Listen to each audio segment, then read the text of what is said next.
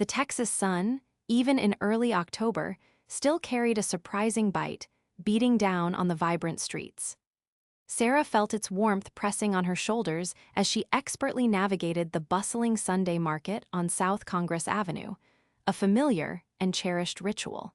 The aroma of roasted pecans mixed with the faint, sweet scent of handmade soaps and the lively twang of a street musician's guitar. She loved Austin, the city's vibrant, almost defiant pulse, a stark contrast to the sleepy East Texas town where she'd grown up. Here, individuality and creativity weren't just tolerated, they were passionately celebrated, woven into the very fabric of daily life. Her apartment, a cozy but increasingly cramped two-bedroom in South Austin, had been steadily transforming into a veritable design studio. Every surface was now overflowing with an organized chaos.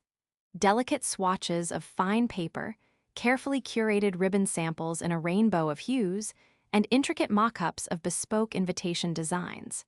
Elysian Designs was no longer just a nascent idea. It was a tangible entity taking shape, piece by meticulous piece, consuming her space and her waking thoughts. Sarah, 30 years old and fiercely independent, had spent the last 8 years grinding in corporate marketing at Digital Surge, a mid-tier tech firm located in a sleek, glass tower downtown. She'd absorbed the nuances of branding, client relations, and market engagement, yet always felt a profound disconnect. Her true passion lay in the tactile, the beautiful, the art of celebration. She envisioned Elysian Designs as a premier bespoke stationery and event branding studio, specializing in custom invitations, meticulously crafted paper goods, and elegant signage that truly told a unique story for each client. She believed in the unparalleled power of a perfectly weighted cardstock, the elegant sweep of hand-drawn calligraphy, the subtle shimmer of foil, and the lasting impression they created. It wasn't just paper to her. It was the first, cherished impression of life's most significant milestones. Her days were a relentless cycle, 8 a.m. to 6 p.m. enduring fluorescent lights and endless meetings, followed by evenings hunched over her drafting table, often until 2 a.m. Weekends were spent scouring local craft fairs for unique materials, networking with small-batch printers known for their artisanal quality, and diligently attending online business courses. Her savings account, once a healthy cushion, was now a meticulously managed war chest for her entrepreneurial leap.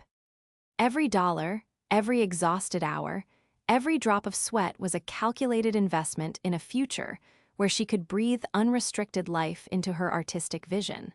Her best friend, Chloe, a bubbly graphic designer who often lent an encouraging ear and sometimes a crucial design critique, was her closest confidant. "You're building something real, Sarah," Chloe would often say, her voice firm, "something profoundly beautiful and authentic. Don't you dare let anyone tell you otherwise." But there was someone who consistently tried to undermine that conviction, Leo, her cousin. He'd always had a knack for making her feel small, for casting a long, often icy shadow over her quiet ambitions.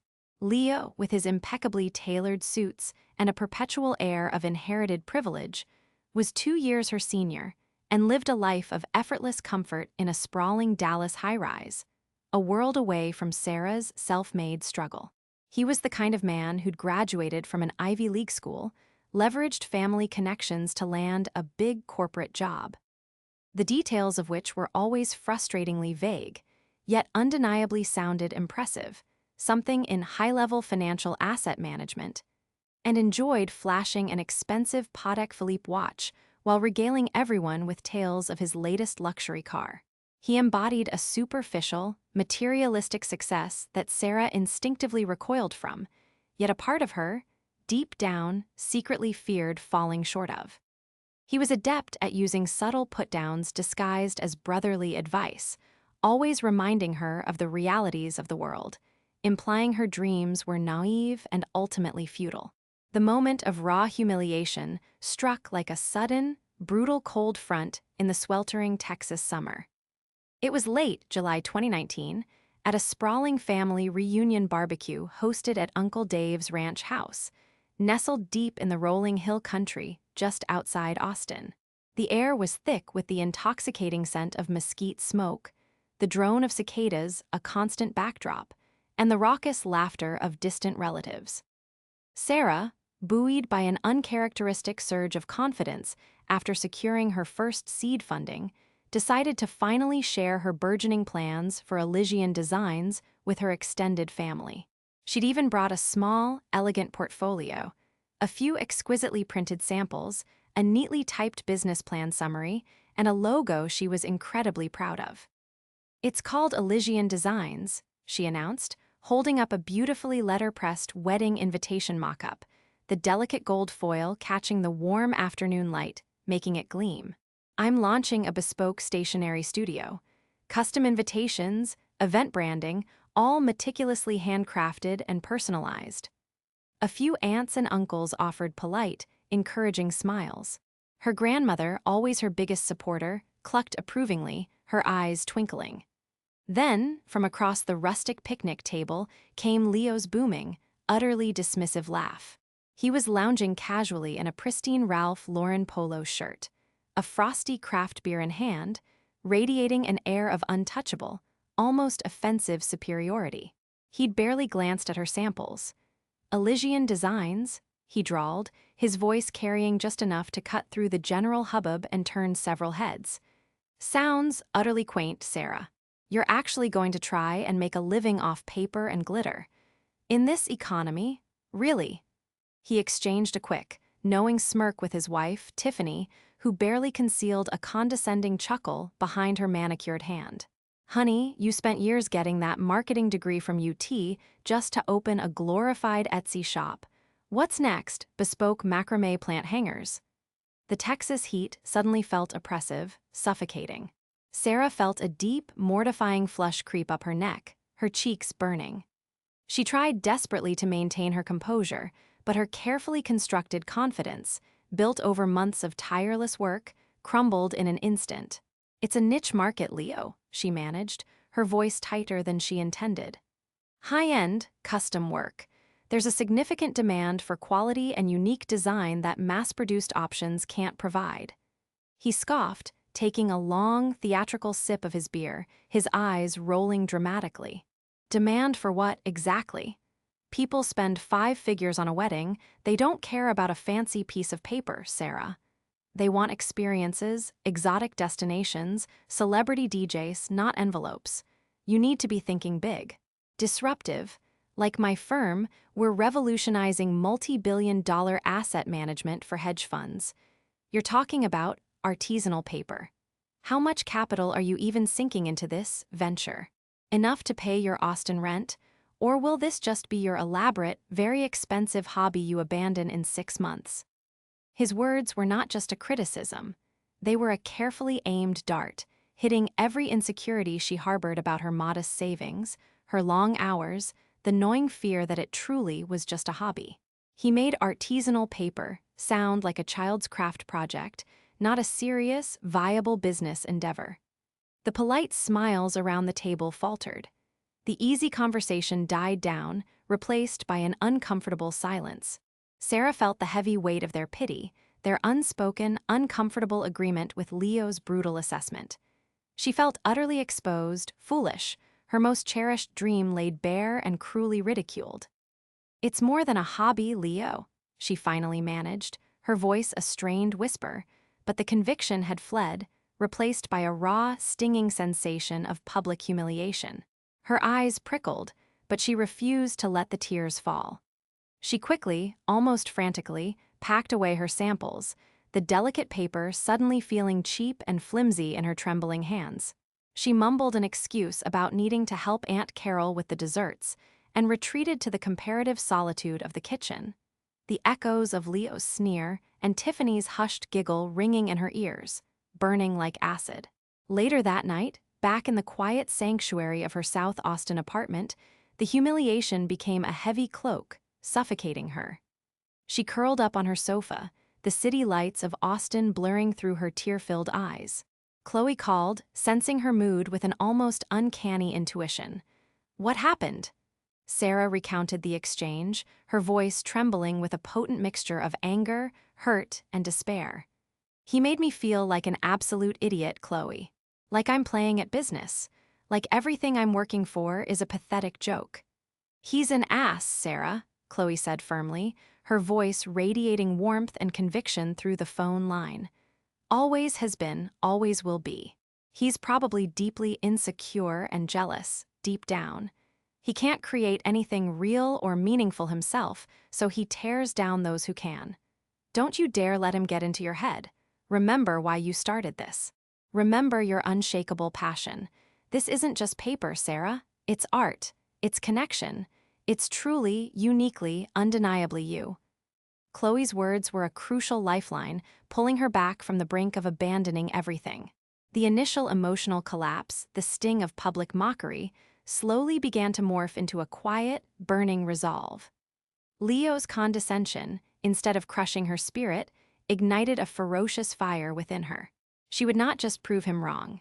She would build something so undeniably successful, so profoundly beautiful, so unequivocally authentic, that his words would become a distant, pathetic whisper swallowed by her triumph.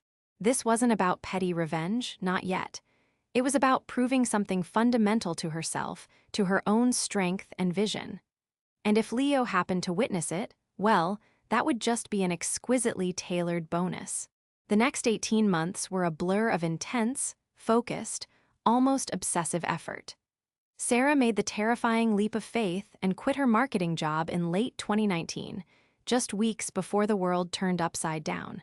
The initial months of 2020 were terrifying, as the global pandemic brought unprecedented uncertainty and widespread economic fear.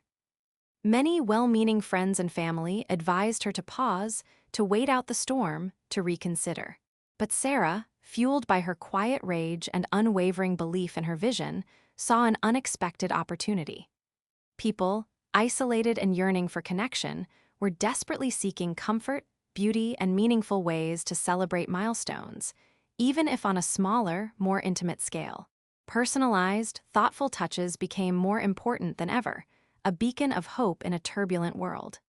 She pivoted her focus slightly, specializing in intimate wedding stationery, unique virtual event invitations, and bespoke, celebration at home, kits that included elegantly designed menus, place names, and thoughtful keepsakes. Her aesthetic, clean, modern yet infused with classic elegance and a touch of organic warmth, resonated deeply with clients looking for something special. She invested in a high-quality letterpress machine, learning its intricate mechanics and the art of ink mixing herself, often working late into the night covered in ink smudges. Her small apartment became a sanctuary of design, filled with the comforting scent of ink, fine paper, and possibility. She launched a sleek, user-friendly website, leveraging every scrap of her marketing skills to build a strong online presence and tell her brand's story. Instagram became her curated visual showcase, displaying stunning flat lays of her designs, each post a testament to her meticulous craft and artistic vision. Her hidden advantage wasn't just her innate artistic talent, but her fierce independence, her extraordinary resilience, and her ability to adapt quickly and intuitively to changing market demands. While Leo likely chased fleeting, abstract trends in the volatile corporate world, Sarah was building real, tangible value, brick by paper brick, connecting with people on a deeply personal level. She partnered strategically with local event planners, boutique florists, and small artisan bakers, forming a tight-knit network of small business owners supporting each other through unprecedented times. Her first few clients, utterly impressed by her dedication, her flawless communication, and the exquisite quality of her bespoke work, became ardent advocates and powerful word-of-mouth referrers. Word of mouth spread like wildfire, a powerful currency in Austin's tight-knit creative community. She started securing features in prominent local design blogs and even earned a small, but significant, mention in a regional lifestyle magazine, elevating her profile considerably. Elysian Designs was no longer a glorified Etsy shop. It was a legitimate, rapidly growing and highly respected design studio with a distinct identity and a loyal clientele. By early 2021, after months of relentless growth and increasing demand, Sarah decided it was finally time to officially celebrate her incredible journey. Elysian Designs was not just thriving. Her client list was expanding rapidly, reaching beyond Austin to clients across Texas and even a significant number nationwide. She definitively outgrown her apartment studio and secured a charming, light-filled space in a beautifully renovated historic building in East Austin. A vibrant, truly up-and-coming neighborhood known for its artistic community and independent businesses. It boasted a welcoming small showroom area, a dedicated, spacious workshop, and enough room for her growing team of 2 part-time assistants. She planned a grand opening event, not just as a launch of the new physical space, but as a heartfelt thank you to her early supporters and a definitive declaration of her established, thriving presence in the Austin design scene. The local Chamber of Commerce was sending a representative. A few journalists from local publications were confirmed to attend, and her client list was buzzing with excited RSVPs. The week before the launch, Sarah was a whirlwind of exhilarating activity, putting the final, meticulous touches on displays, coordinating with a local caterer for light bites and custom cocktails, and diligently practicing her brief, heartfelt welcome speech. She felt a profound sense of accomplishment, a quiet, almost spiritual triumph that surpassed any fleeting desire for external validation. She was doing this for herself, for the dream Leo had so cruelly scoffed at, for the artist she was always meant to be. Then, 2 days before the meticulously planned event, her phone rang. An unknown number from a Dallas area code. She almost didn't answer, dismissing it as likely spam or an unwanted sales call. But something, a tiny, insistent whisper of intuition, nudged her. "Hello? Sarah, it's Leo." His voice was noticeably different. Less booming, a little strained, completely lacking its usual arrogant cadence and self-assured swagger. Sarah felt a sharp jolt of surprise. She hadn't spoken to him or even thought about him with any real intensity since that humiliating barbecue. "Leo, to what do I owe the unexpected call?" She kept her tone meticulously neutral, professional, betraying none of her internal shock. There was a slight, awkward hesitation on his end. "Look, Sarah, I know it's been a while, and well, things are a bit different for me these days." He cleared his throat, a dry, almost desperate sound. "Heard through Aunt Carol, you know how she talks, that your little venture is actually doing quite well. Elysian Designs, right? Saw some stuff online. Looks genuinely impressive, actually." The word impressive sounded like it physically pained him to utter, like a foreign object lodged in his throat. Sarah waited, a knowing, almost predatory smirk playing on her lips unseen. The shoe was about to drop, and she instinctively knew its size. "The thing is," Leo continued, rushing his words now, a palpable desperation seeping into his voice, "my firm, Vanguard Capital Solutions, well, it imploded. Market shifts, a few bad high-stakes investments, a whole mess of internal politics. I was let go. Been looking for a while, but it's really tough out there right now, especially in high finance. And Aunt Carol mentioned you're expanding. Opening a new space? Need any help? Like at all?" He almost stumbled over the last words, the usual bravado completely gone, replaced by a raw, unvarnished plea. "I have a strong background in corporate strategy, client acquisition, financial management. I could be a huge asset to Elysian Designs, Sarah. I'm willing to start anywhere, really. Junior role, administrative, whatever. I just need something stable, you know? Something to tide me over." Sarah leaned back in her ergonomic design chair, a slow, deliberate smile spreading across her face. This wasn't just sweet, it was exquisitely, divinely poetic. The man who had dismissed her heartfelt dreams as a glorified Etsy shop was now, out of sheer desperation, begging for a job from the very enterprise he'd so cruelly mocked. The man who thought himself too good for artisanal paper was now offering his high-level corporate strategy to her little venture. The irony was so rich, It was almost intoxicating. "Leo," she said, her voice calm, measured, carrying a subtle undercurrent of unwavering strength, "I genuinely appreciate you thinking of Elysian Designs, and I'm truly sorry to hear about your situation." The sincerity was only partial, a thin veneer over a deeper, more complex emotion. "As a matter of fact, we are indeed having our grand opening celebration this Friday evening. It's more of a networking event, a chance for our cherished clients and local partners to see our beautiful new studio. If you happen to be in Austin, perhaps you could stop by. We could chat briefly then." She knew exactly what she was doing.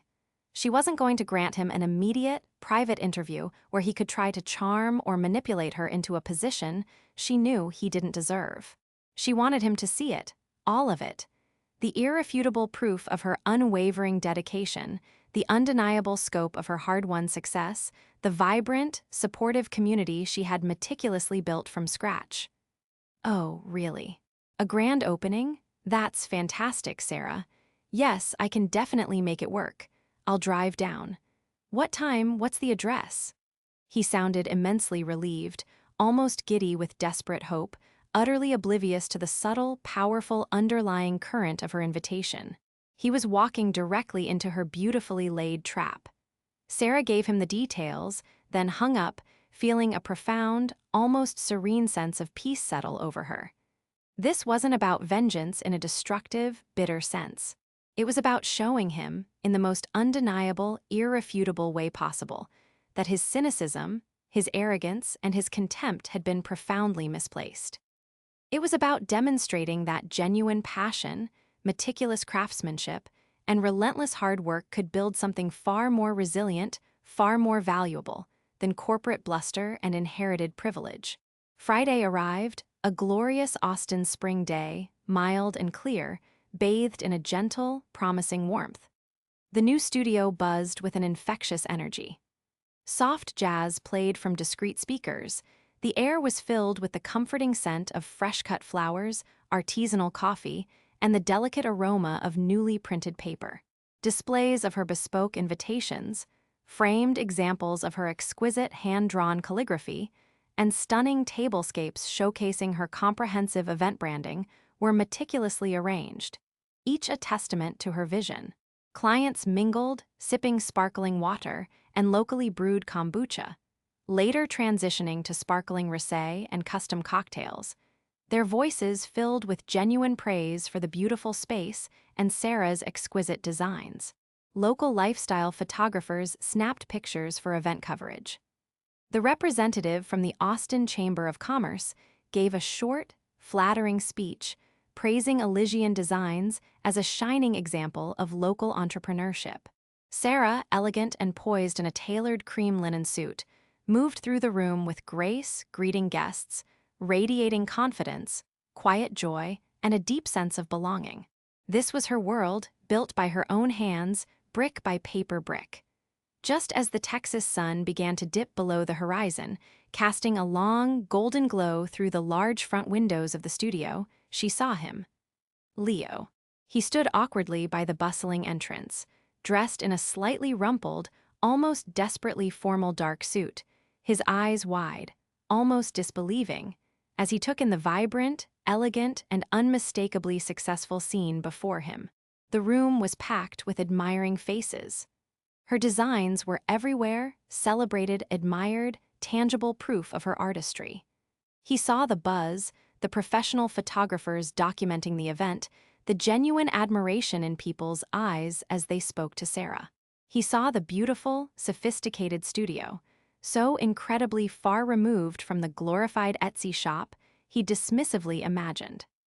The undeniable scale of her success, the palpable energy of her dream realized, hit him with the force of a physical blow, stripping away his last vestiges of assumed superiority. He looked for her, his eyes finally meeting hers across the crowded room. She offered him a polite, almost imperceptible nod, a faint, knowing smile just touching her lips. She let him absorb it all for another 10 minutes, watching him fidget uncomfortably, watching the last shreds of his confidence drain from his posture. He looked lost, humbled, and deeply out of place. Finally, she excused herself from a conversation with a prominent local wedding planner and walked over to him, her stride confident, unhurried, powerful. Leo, thanks for coming. I'm glad you made it. He swallowed hard, his throat dry. Sarah, this is incredible, truly. I mean, wow, it's so much bigger than I imagined. The setup, the clients, this is a proper, thriving business. An empire, even. The words came out grudgingly, but they were undeniably genuine, tinged with awe and a dawning realization. He was seeing it for the first time, truly seeing the depth and breadth of her achievement. It is, Sarah affirmed softly, her gaze steady, devoid of malice but full of an unshakable conviction. It's what happens, Leo, when you pour your heart and soul into something you believe in against all odds, even when others, close to you, dismiss it entirely. She paused, letting the full weight of the implication hang, heavy and clear, in the festive air. So, you mentioned wanting to chat about potential opportunities. He nodded eagerly, a flicker of desperate hope returning to his eyes. Yes, exactly. With my background in corporate strategy, client management, financial oversight, I'm sure I could really help you scale, develop new markets, streamline operations. I'm a quick study, and I'm ready to roll up my sleeves and do whatever it takes. He tried to regain some of his old charm, his confident smile, but it felt hollow, forced, almost pathetic. Sarah looked around her vibrant, successful studio, at her dedicated team members chatting enthusiastically with guests, at the happy faces of her cherished clients. She thought back to that sweltering barbecue, the burning shame, the quiet, fierce promise she'd made to herself that night. Leo, she began, her voice soft but firm, crystal clear above the gentle hum of conversation, I truly appreciate you coming all this way. And I appreciate your belated recognition of Elysian Designs. Her lips curved into a faint, almost pitying smile. However, I'm afraid I don't have any suitable openings for you at this time.